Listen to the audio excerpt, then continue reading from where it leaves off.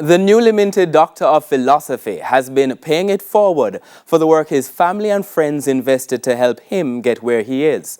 The journey from humble roots, days in school with little and sometimes no food and learning disabilities, to finding his footing and excelling. My guest is Dr. Rohan McCalla, Director of Human Resources and Administration at the Office of Utilities Regulation, OUR. I am Archibald Gordon. This is Profile.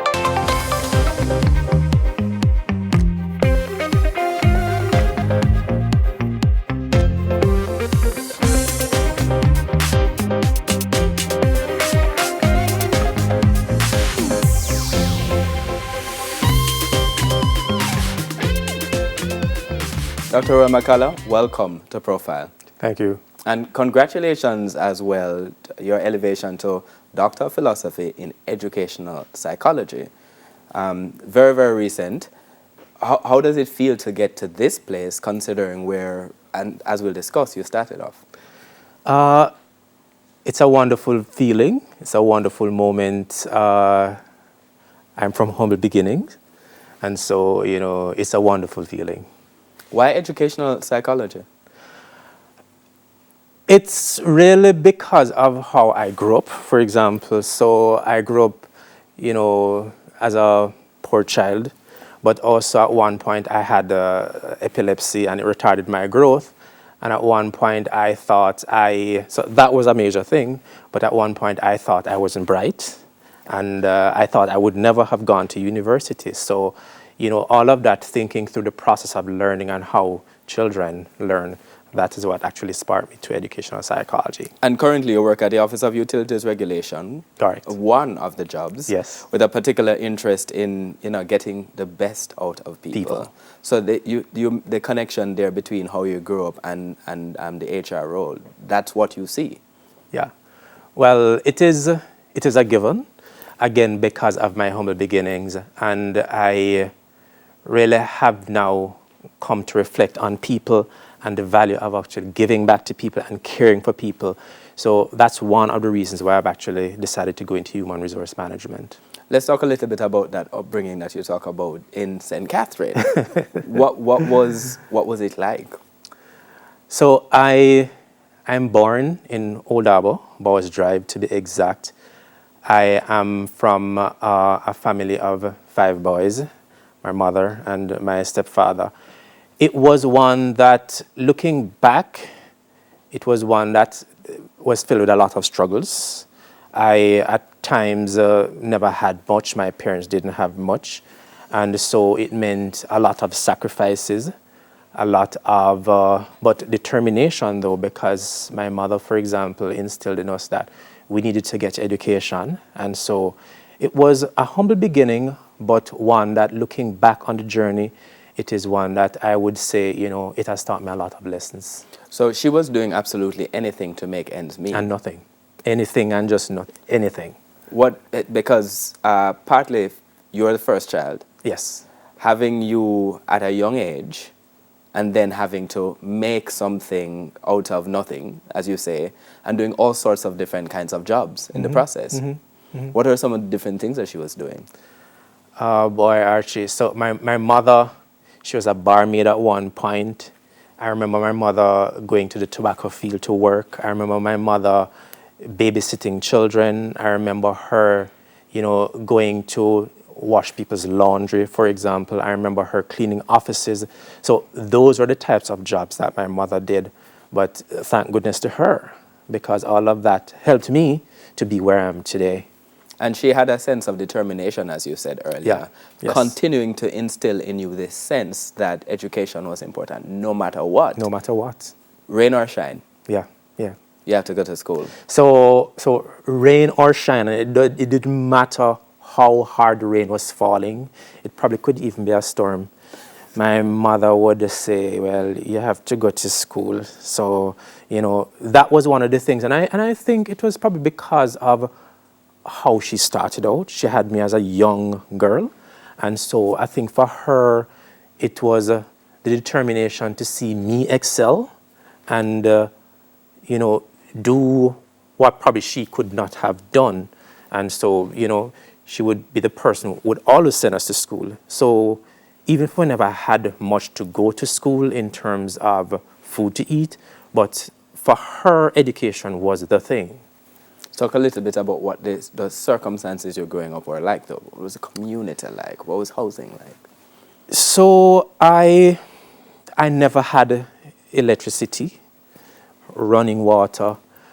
We lived in one room, for example. And there were days when we didn't have much to eat, not a lot of clothing.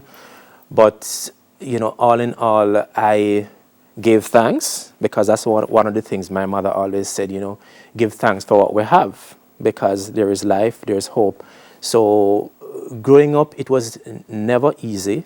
I remember even in high school, for example, studying under the street light.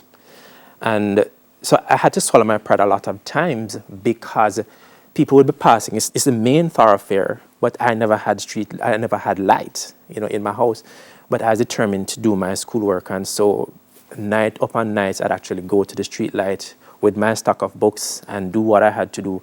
You know, mosquitoes biting me and stuff, but I was determined to do what I needed to do. And this sort of determination, as you said, part of that is just your mother instilling this sense of the importance of education from very, very early on, but also within the brothers, within the circle of the family, this understanding that family was everything and that you all needed to work together. Yeah.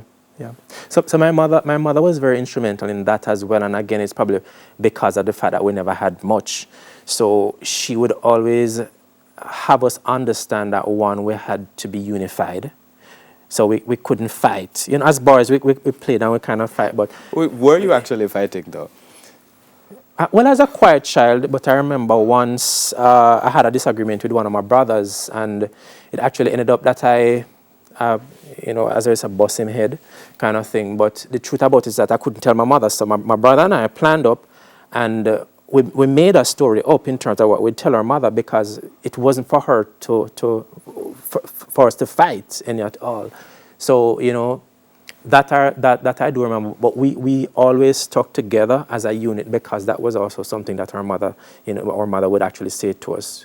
We can't fight, we can't be, you know, disunified. No, that relationship with your brothers continues even until now. Yeah, beautiful. So, you know, I'm the first one, as I said, but I seek to help my brothers, and each brother helps the other.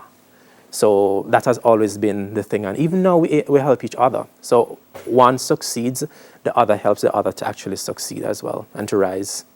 Now, I want to talk a little bit about, dig deeper into education, because, you know, your mother was instilling the importance of education at long. So, you know, Claremont Basic School, then Old Harbour Primary School, St. Catherine High School. But along that path, a lot of difficulty all at the same time. What were some of the difficulties you were encountering? So, well, my basic school experience wasn't as bad, but I remember growing up in primary school. So I can sing. And I remember going to the JCDC festival, for example, once, and I never had, so we were required to wear black pants, white shirt, and a bow tie. I never had any of the clothing, and I remember borrowing the pants, the shirt. I don't remember where I got the bow tie from, but I borrowed those clothing, or a teacher loaned me her son's clothing. I went to school sometimes with lunch and sometimes without lunch. One suit of uniform. Sometimes, as children would say, your shoes are beg bread, kind of thing. So you're told. It's torn.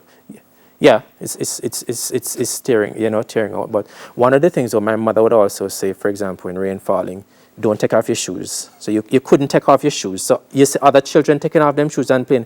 You couldn't take off your shoes. In high school, you know, that too was a very